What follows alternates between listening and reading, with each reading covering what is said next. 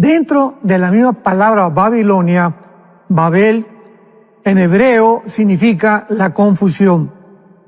Y en el capítulo 11 del libro de Génesis encontramos la primera rebelión mundial o masiva en contra de los mandamientos de Dios. Rápidamente, como un antecedente, vino el diluvio, la destrucción humana, donde sobrevivieron solamente 8 personas. Noé, su esposa, a sus 3 hijos y sus 3 nueras. Y viene de Cam, uno de los hijos de Noé, en el capítulo 10 del Génesis, que su hijo primero fue Cus, y de Cus nació Nimrod. Entonces se encuentra en Génesis 10, del 1 al 4. Y Nimrod, o sea, el nieto de Cam, que fue la descendencia que originó más problemas y que continúa desarrollando problemas en el mundo, que es la tierra de Canaán o los cananitas, amorreos, jebuseos, etcétera, etcétera, de donde está actualmente el conflicto más grande de toda la historia, que está en el Medio Oriente. Vemos que Nimrod se le nombra el primer rebelde de la historia.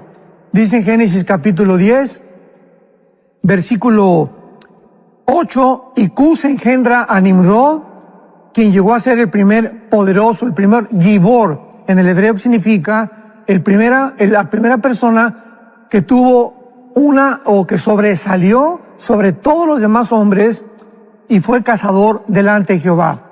Aquí la palabra no significa que haya sido cazador de bestias o de animales, sino fue el primer cazador de seres humanos, por lo cual se dice Nimrod, vigoroso cazador, y el comienzo de su reino fue Babel.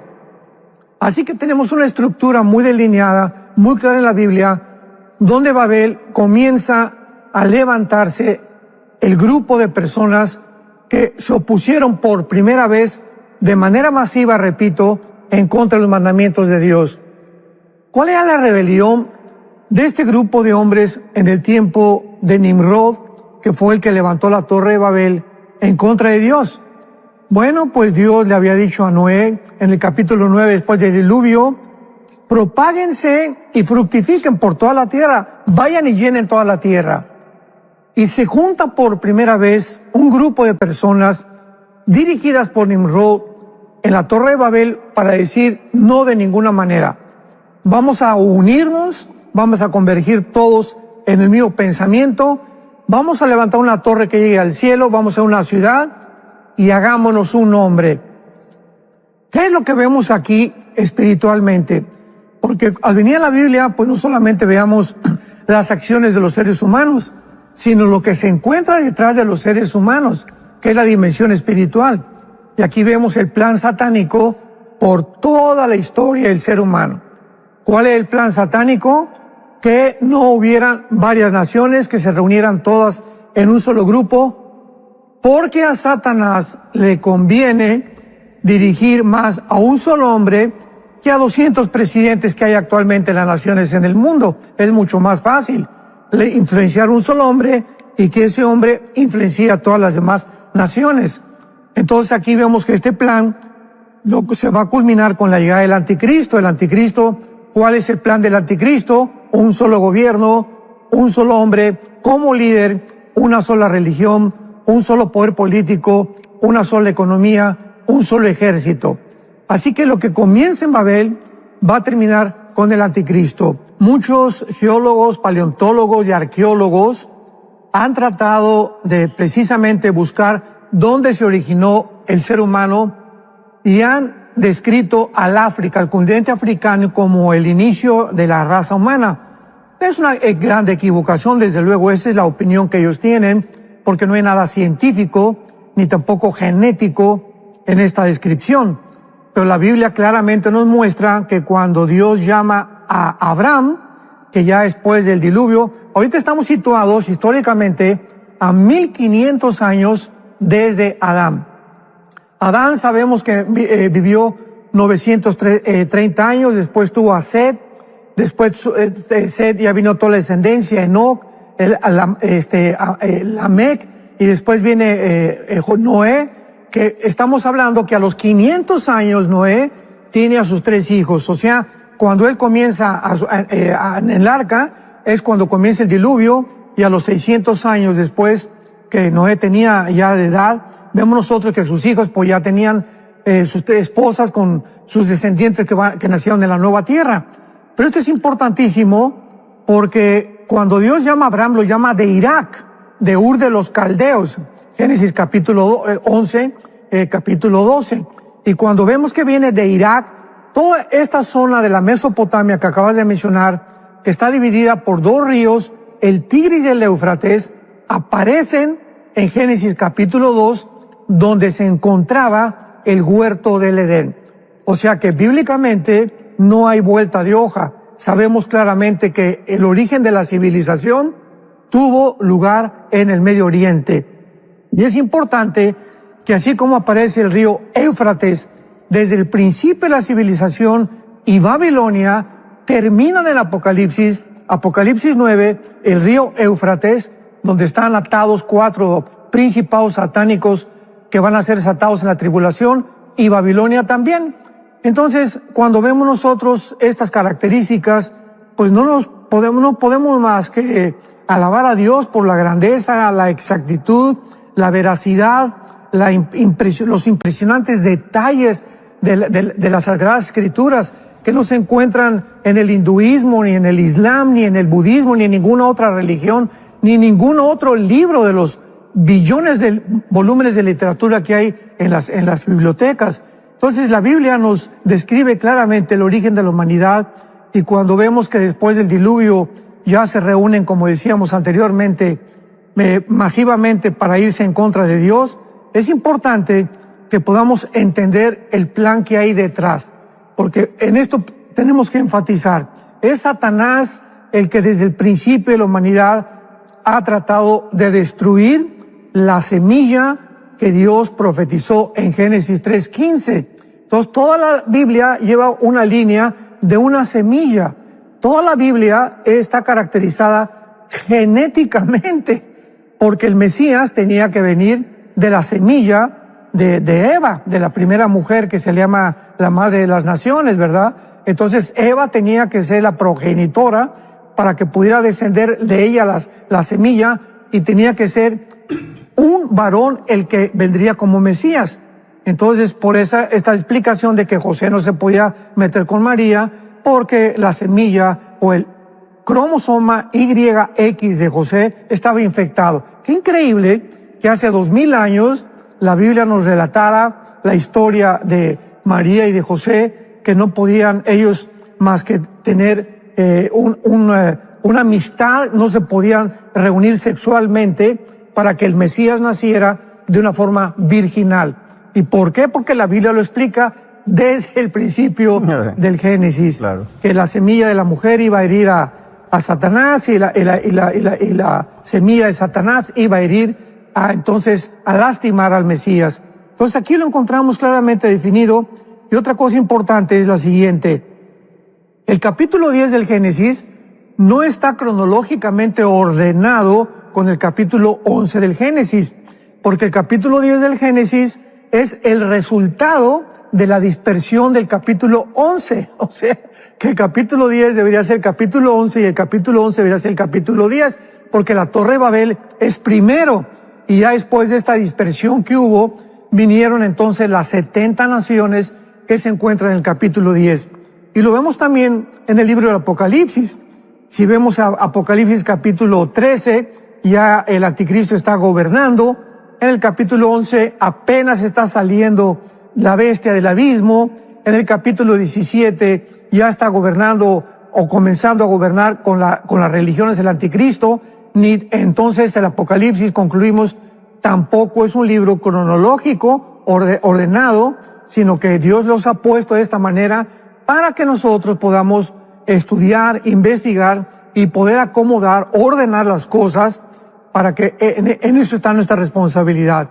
Dios nos diseña y nos da las piezas del rompecabezas y nosotros las acomodamos. Entonces muchas veces no tenemos el rompecabezas que creíamos que podíamos tener hasta que continuamos estudiando las Sagradas Escrituras. Nos encontramos exactamente a 1500 años desde Abraham.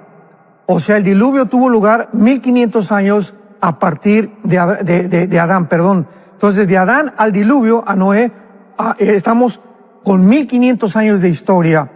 Ahora, esto es claro porque en esos 1500 años de historia, ¿qué idioma se habló? ¿Qué lengua se habló? El hebreo, con algunas variaciones de arameo, porque el arameo ya lo absorbieron más en la cautividad babilónica hasta el tiempo de Daniel. Entonces encontramos que aquí tenían, dice Génesis 11:1, toda la tierra una sola lengua, que es la palabra Safán, con ese de Samuel en el hebreo, y una misma palabra. O sea, hasta aquí todo el mundo hablaba hebreo. Y cuando viene esta dispersión y este juicio de Dios en contra de esta obra que estos hombres querían hacer, las lenguas son cambiadas, y esto es increíble porque hasta este momento no existe ninguna descripción de ningún lingüista, de ningún etimólogo que pueda decirnos cómo se originaron los lenguajes. Sabemos que tenemos raíces hebreas, griegas y latinas principalmente, que son el fundamento casi de todas las lenguas que se hablan actualmente en el mundo. Y después los dialectos que ya se derivaron de algunos lenguajes como barbarismos, ¿verdad? Etcétera, etcétera. Pero este es increíble porque dice la Biblia que entonces tenían unas mismas palabras, y entonces salieron del oriente, venían todos este grupo de personas y se juntaron en la llanura de Sinar. Génesis 11:2. Cuando hablamos y oímos en la Biblia la tierra de Sinar, esto es muy importante, la tierra de los caldeos o Babilonia, estos tres términos se refieren al mismo punto geográfico. La tierra de Sinar es, y la tierra de los caldeos es Babilonia, que es precisamente Siria e Irak del tiempo moderno. O sea, donde se encuentra ahorita Irak y Siria, esa porción territorial es lo que en la Biblia se llama la palabra Babilonia. Y ahí es de donde el anticristo va a surgir bíblicamente. Bueno, ya hemos hablado mucho de esto, pero ahí también va a reconstruirse un centro comercial, Zacarías capítulo 5, que va a controlar el mundo entero en el comercio y que va a ser destruido en Apocalipsis 18 con la Babilonia comercial. Entonces, esto es importante porque los lenguajes fueron confundidos por la ambición del ser humano de independizarse de Dios.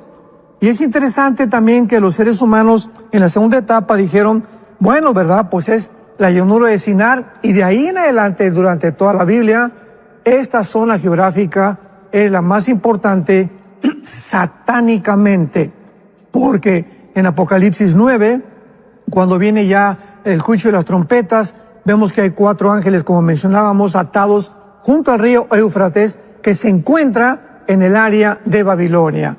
Y esto es interesante también porque el presidente Saddam Hussein, en los 90, cuando él quiso reconstruir Babilonia, y se va a reconstruir bíblicamente, pues mandó poner hasta las monedas con una esfinge de él de un lado, con el lado de Nabucodonosor del otro lado, e inició construcciones tremendas que todavía están cerca de Bagdad, porque ahorita ya Bagdad no existe, hay otra ciudad que tiene otro nombre, pero ahí están las construcciones de lo que Nabucodonosor construyó y Saddam Hussein quiso renovar. Así que venimos a un punto histórico y profético en la Biblia interesantísimo que nos está hablando, vuelvo a repetir, en la modernidad de lo que la Biblia profetizó hace miles de años. Que dice en el versículo 3, Génesis 11, que el material que usaron, esto es muy importante, eran ladrillos en lugar de piedra. O sea, ¿por qué? ¿Por qué no usaron piedras? ¿Por qué usaron ladrillos? Lo vamos a explicar. Y el asfalto en lugar de mezcla. Cuando aparece aquí la palabra asfalto, shemar en el hebreo, es el adobe o el cieno, ¿verdad? Con que son materiales, pues realmente, que no son duraderos, en otras palabras, no es cemento. Y en lugar de mezcla, la palabra mezcla o mortero, ¿verdad? Es el mortero con agua. Pero más adelante encontramos nosotros que cuando Dios le ordenó a Israel construir el altar o las cosas que iban a hacer tenían que ser de piedras no podían atreverse los judíos a usar otro material mezclado como el que hicieron en la Torre de Babel, porque Dios hizo las piedras, o sea, todo lo que encontramos en la naturaleza son piedras, y dijo Dios, esto yo lo he hecho para que ustedes hagan y construyan con lo que yo he hecho. Meterse a hacer una construcción para los judíos con asfalto o con ladrillo implicaba la mano o el esfuerzo del ser humano. Entonces, esto era lo que quería Dios dejar muy en claro. Si ustedes usan asfalto y mezclan otras cosas, que fue lo que hicieron en Babel, no, aquí Dios estaba fuera de la ecuación. Vemos que es la obra humana, y toda obra humana será deshecha, porque no fue hecha conforme a la voluntad de Dios. Por eso la piedra era tan importante, porque las piedras no las hicimos nosotros los humanos, las hizo Dios. Así que el altar que tenían los judíos, o las obras de los judíos, tenían que ser forzosamente de piedra. Luego dice que cuando se reunieron ya para poder determinar qué iban a hacer con estos materiales hechos por manos humanas y no por Dios, edifiquémonos una ciudad. Y es exactamente esta ciudad la que el anticristo va a construir, que se encuentra en Apocalipsis capítulo 18. Perdón. Y una torre.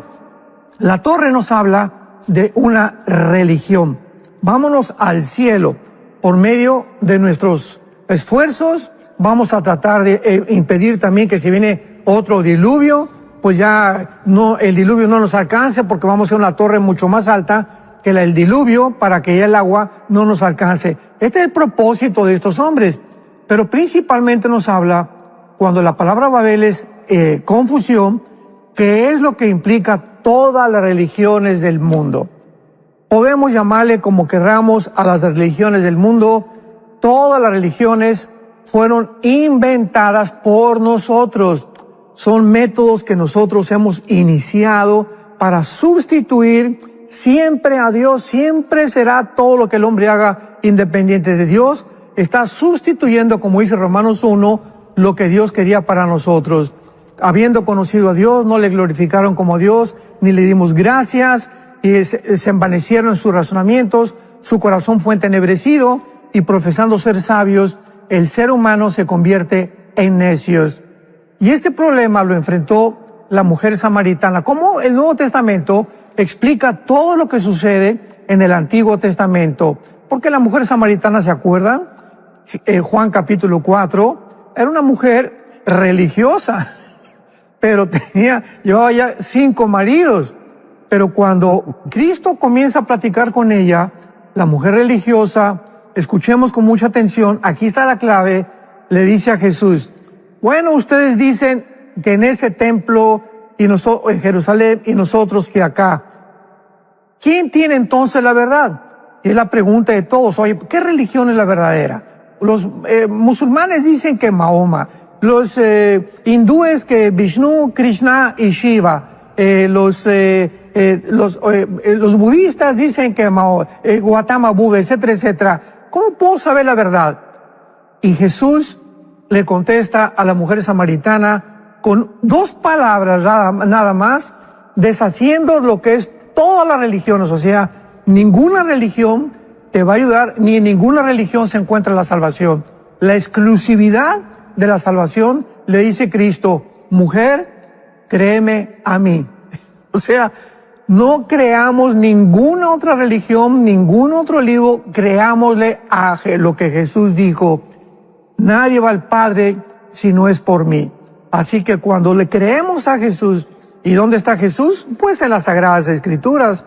Y venimos a la palabra de Dios a encontrar las palabras de Jesús. En sus palabras vamos a encontrar la vida eterna. En la Biblia encontramos las teofanías, que son las apariciones de Dios en forma humana, como el ángel de Jehová, por ejemplo, que es un término que se usa para que veamos que era Jehová realmente, en la persona de Cristo ya en el Antiguo Testamento, en forma humana apareciéndose a los hombres.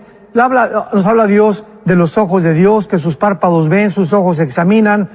Nos habla en Daniel 7 que Dios está sentado para que estés sentado, pues tienes que tener la figura humana, con el pelo blanco, como un anciano, etcétera, etcétera. Y todas estas formas en las que la Biblia usa, o este lenguaje, es para que nosotros podamos, en el limitado conocimiento y lenguaje que tenemos, poder entender o a buscar una cosa que pudiera ser paralela a lo que espiritualmente Dios nos quiere describir. Y por eso dice el versículo 6 de Génesis 11, dijo Jehová, el pueblo es uno, o sea, ya nada los va a hacer desistir. Y han comenzado y nada les hará desistir ahora de lo que han pensado hacer. Siempre cuando Dios ve que el ser humano, tanto individual o familiar o nacionalmente o mundialmente, llega el punto en el que yo no quiero saber nada de Dios, yo voy a hacer esto, yo voy a hacer aquello, no hay ningún problema. Ahí es cuando viene el juicio de Dios. ¿Y sabes cuál es el juicio de Dios? Dejarte hacer lo que tú estás haciendo. Entonces, si alguien quiere insistir en hacer algo, Dios tiene que intervenir. Entonces, mundialmente, ahorita el mundo ha llegado a un punto donde no vamos a hacer a un lado a Dios, y Dios, ¿qué va a hacer? Va a confundirlos, porque es como están los seres humanos ahorita confundidos, cómo está ahorita el presidente de Estados Unidos completamente confundido, cómo está el de Francia, cómo están en Inglaterra, etcétera, etcétera, porque es el juicio de Dios. Ya podemos ver el juicio de Dios en las naciones por el amor de Dios. Estamos bajo un juicio muy grande, y después el juicio, ¿verdad? Dice la Biblia que primero Dios va a juzgar a la iglesia. Primera de Pedro, el juicio comienza en la iglesia, y ya comenzó Dios a hacer muchos juicios muy grandes en las iglesias cristianas en el mundo entero. Y al mismo tiempo va a juzgar al mundo, porque después el mundo sigue, y si Dios está juzgando a las iglesias ya, pues el juicio va a ser más grande contra el mundo. Entonces, nada les hará desistir, y dijo Dios, la única forma de poder evitar que lleguen con esta locura es confundirlos. En este caso fueron las lenguas. En el siglo XX Dios está confundiendo la mentalidad, la forma de hacer las cosas, los planes que estamos tratando para desarrollar como el Foro Económico Mundial. Escuchemos esto, ya Klaus Schwab, el director del Foro Económico Mundial, ya salió hace algunos meses. ¿A quién creen ustedes que dejó Klaus Schwab en el Foro Económico Mundial para que él sea, lo acá vean ustedes en Google, a Yuval Noah Harari, un muchacho judío, no más de 40 años, homosexual, y comienza a decir que Cristo no existe, que la inteligencia artificial va a crear una nueva Biblia y que va a desarrollar una nueva raza humana. Entonces, la confusión no podía ser más grande que en la Torre de Babel. Dios tiene que de alguna manera confundir a los seres humanos, y la mayor parte de ellos es con la locura, porque el ser humano que se aparta de Dios, que vive confundido, será confundido más y más y más, y llegará a la locura como han llegado los hombres y como llegará el futuro gobernante mundial, que es el anticristo.